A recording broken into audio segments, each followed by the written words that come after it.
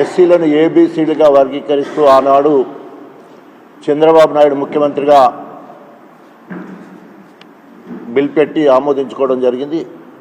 ఆ రకంగా 4 సంవత్సరాలు మరి రిజర్వేషన్ ఫలితాలు మాదిగలకు దాదాపు 22,000 ఉద్యోగాలు రావడానికి, అనేక మంది డాక్టర్లు కావడానికి, ఇంజనీర్లు కావడానికి, ప్రొఫెషనల్ కోర్సెస్లో చదువుకొని మంచి ఉద్యోగాలలో జాయిన్ అయ్యడానికి ఉపయోగపడ్డది. కానీ ఆనాడు మాల సోదరులు కోర్టుకు పోవడం వల్ల మరి అనేక పరిణామాలు 341 ఆర్టికల్ ప్రకారము ఇది రాష్ట్రాలు చెల్లదని చెప్పడంతో ఎస్సీలు ఏబీసీలుగా వర్గీకరించే అంశం మళ్ళీ పెండింగ్ పడ్డది. మనందరూ కూడా తెలుసు, అత్యున్నత ధర్మస్థానం మరి చంద్రచూడ్ ఆధ్వర్యంలో గొప్ప చారిత్రాత్మక తీర్పునివ్వడం జరిగింది. ఆర్టికల్ 14 ప్రకారము, రాజ్యాంగంలో పొందుపరిచిన ఆర్టికల్ 14 ప్రకారము రాష్ట్రాలు స్వయం ప్రతిపత్తి తీసుకొని వారి వారి జనాభా లెక్కల బట్టి వర్గీకరణ చేసుకోవచ్చు అని చెప్పేసి తీర్పునివ్వడం జరిగింది.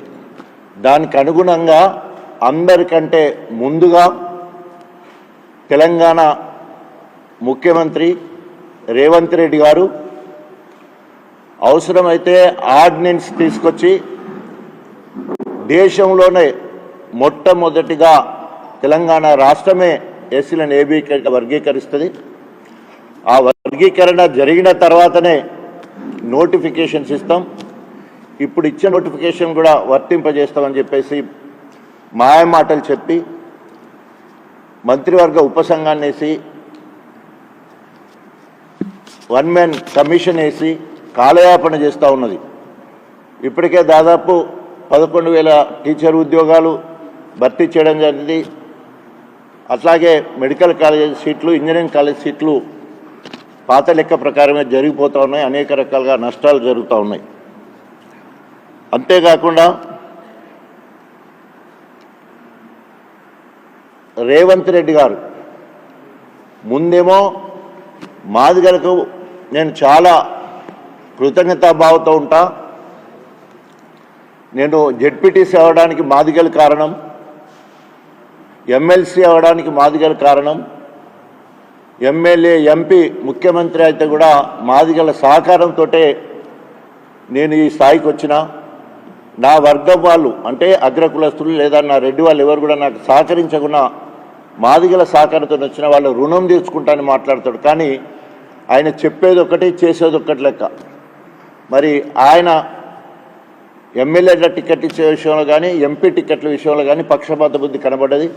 ప్రత్యేకంగా మంత్రివర్గంలో 2 మాలలకు ఒక మోచే కులానికి ఇవ్వడం జరిగింది. అదేవిధంగా ఎంపీ టికెట్లు వస్తే 2 మాలలకి, 1 బైన్ల కులానికి ఇచ్చి మాదిగ కులానికి మొండి చేయి చూపడం జరిగింది. ఇప్పటికైనా ఆయన చిత్తశుద్ధి ఉంటే ఆయన నొసటితోనేమో మాదిగల ముందున్నట్టు వెనుక నుంచి వెళ్ళి మాలలను ఎగేసే కార్యక్రమం చేస్తున్నాం. దానికి నిదర్శనం మరి వివేక్ వెంకటస్వామి గారు.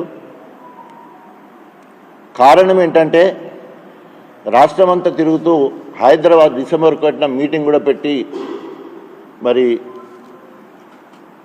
కేంద్రంలో ఏఐసిసి అధ్యక్షుడు ఖర్గే గారు, రాహుల్ గాంధీ గారు, అదేవిధంగా మేనిఫెస్టోలో పెట్టి కాంగ్రెస్ మేనిఫెస్టోలో ఎస్సీలను ఏబీసీ వర్గీకరించడం పెట్టి వారే ఒక పక్క గొప్పగా చెప్పుకుంటూ ఉంటే మరి అదే పార్టీలో ఉండి వివేక్ ఇంకా కొందరు ఎమ్మెల్యేలు పార్టీకి వ్యతిరేకంగా ఈరోజు 30 సంవత్సరాలు కృష్ణమాదిగ చేసిన దండోరా ఉద్యమంలో దేశంలో ఉన్న అన్ని రాజకీయ పార్టీలు, ప్రత్యేకంగా తెలంగాణ వరకు వస్తే ఇక్కడ ఉన్న అన్ని రాజకీయ పార్టీలు ఏకగ్రీవంగా తీర్మానం చేయడం జరిగింది. ఒకసారి చంద్రబాబు నాయుడు తెలుగుదేశం అధికారంలో ఉన్నప్పుడు తీర్మానం చేశాడు. రెండోసారి వైఎస్ రాజశేఖర రెడ్డి గారు ముఖ్యమంత్రిగా ఉన్నప్పుడు తీర్మానం చేశాడు.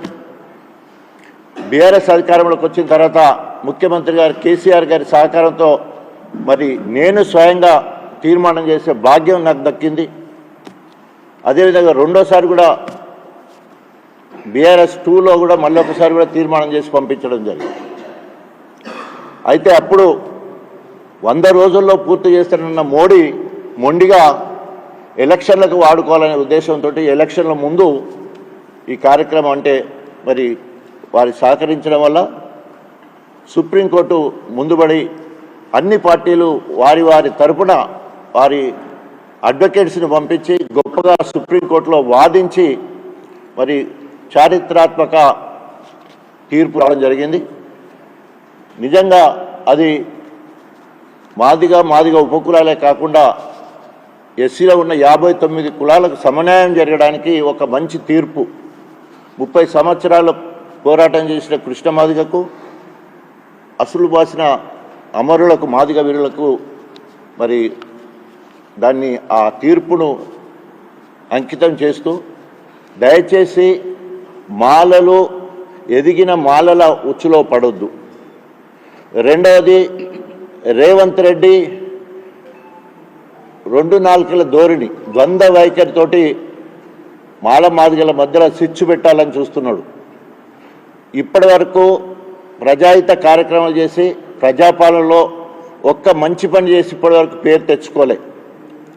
మరి ఇప్పటికైనా మా మధ్యలో చిచ్చు పెట్టకుండా సామరస్యంగా ముందుకు పోయే విధంగా ఇప్పటికే జనగణన జరుగుతూ ఉంది. 90% వరకు అయిపోయిందని చెప్తా ఉన్నారు. కొన్ని దిక్కులో 100% అయిపోయిందని చెప్తున్నారు. సో ఇప్పటికే మాదిగా సింగిల్ మాదిగా 70% ఉన్నట్టు అంచనాలు బయటకు వస్తూ ఉన్నాయి. మీ వాట మీరు తీసుకోవాలి, మా మాట మేము తీసుకోవాలనే ఒక నిబంధనతో ముందుకెళ్లే కార్యక్రమం. నిజంగా సామాజిక న్యాయం అంటే ఎస్సీలను ఏబీసీలుగా వర్గీకరించడమే. ఎస్సీలను ఏబీసీలుగా వర్గీకరించే వాళ్ళు అంబేద్కరిజానికి వ్యతిరేకం, సామాజిక న్యాయానికి వ్యతిరేకం.